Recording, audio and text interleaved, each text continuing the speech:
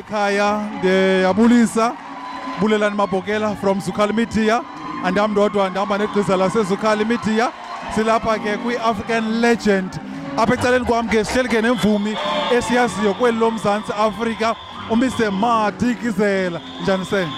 Ndiyabulela se kunjani? Usombawu niphethe ke Nceba noThando. Namhlanje khawusinika umfanekiso ngqondweni. Kwenzeka ntoni? Ndiyabona kuhle ngale mini namhlanje wena mntu usekhaya kune background enzekayo. Kodwa sicela usibalisele kwenzeka ntoni ngale mini namhlanje?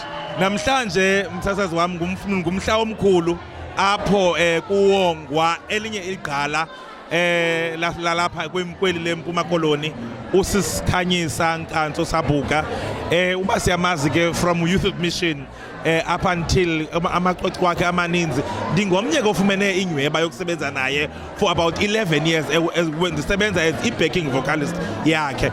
So ndiyatsho ke nyani uba she is indeed a legend. Uyayideserve le nto uba namhlanje abe kanti uyawongwa naye abe ngomnye wabantu abakuthiwa she is a legend.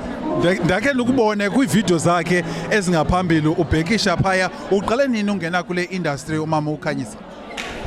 Umama uKhanyisa uqale ngo-1998 if andiphazami apho wayeqale khona kwi-group i-Youth Mission benengoma ethi uPetro, benengoma ethi Cha Andindedwa, benengoma ezifana esebenza no the legend the late Tata Malibongwe Gcwabe, benengoma ezininzi uba ndingakubalela zininzi kakhulu. Aqale apho ngo-1998 and basebenza ke as Youth Mission.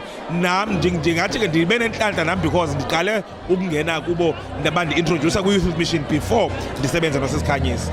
Wow, kubantu abaphaya emakhaya ngabarhalisela bathini ngalo msitho omhle kangaka le mina namhlanje ngoba kuzoba mandi apha? Into endingatsho into yobana uba ukhona unayo futhi indlela yokuba akhawuleze afike kule ndawo makakhawuleze umuntu afike ngoba inene ndizibondiwe namhlanje kamandi uhamba namanye amagqala osisiveliswa kaSkay omama uYolanda Vuthela nomama uLusanda Mcinga.